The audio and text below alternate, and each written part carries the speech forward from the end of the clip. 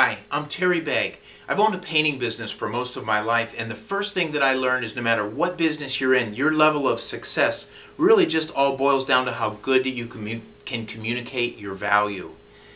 I may not know you or what business that you're in, but I'll bet I know something about you.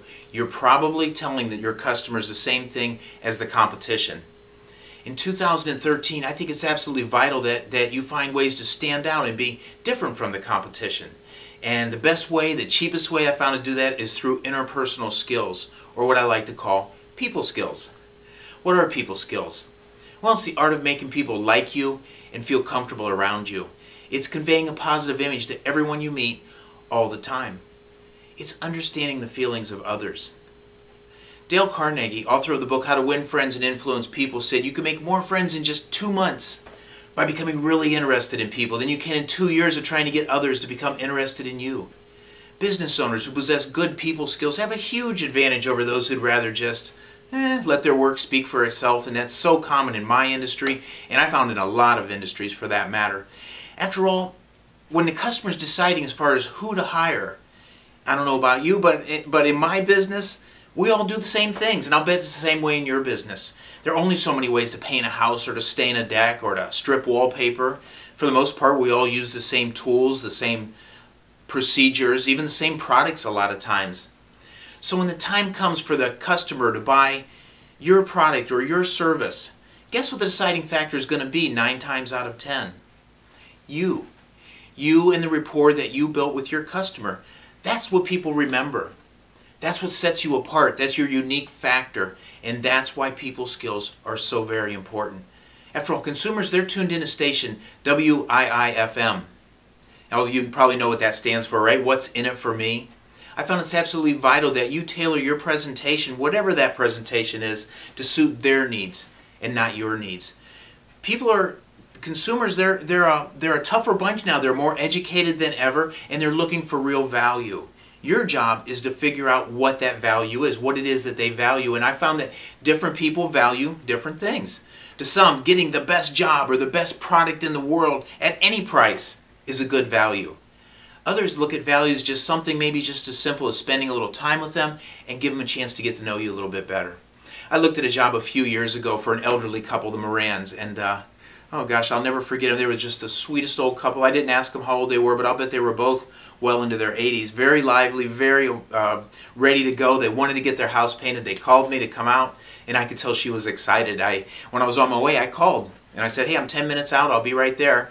And when I got there they were. I seen them both standing in the door. I walked up to the driveway, and she was so excited. She was already telling me about what it was she wanted done, the changes that she wanted to make in the home, in the siding, and the painting in general, and everything. She wanted to use 3 different colors, and I shared in her excitement. I took notes. I wrote down everything that she said.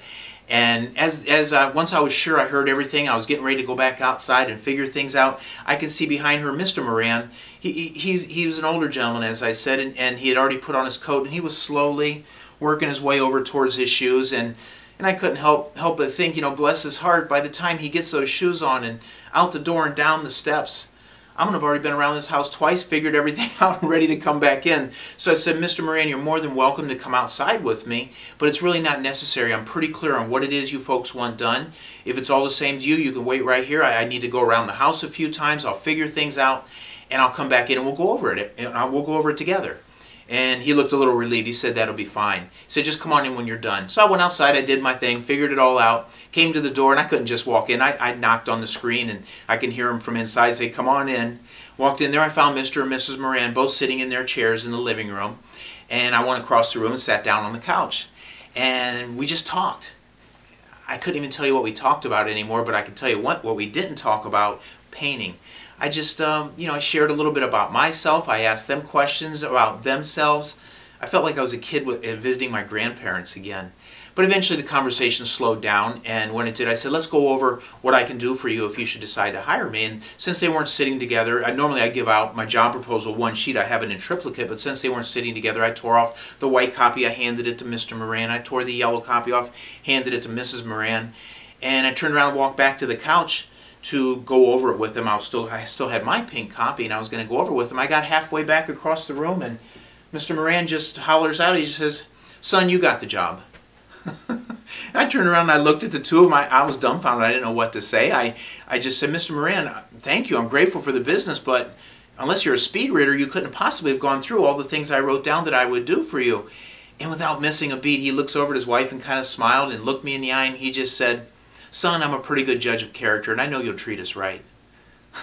I love that story, but my point is, getting hired isn't always about being the best.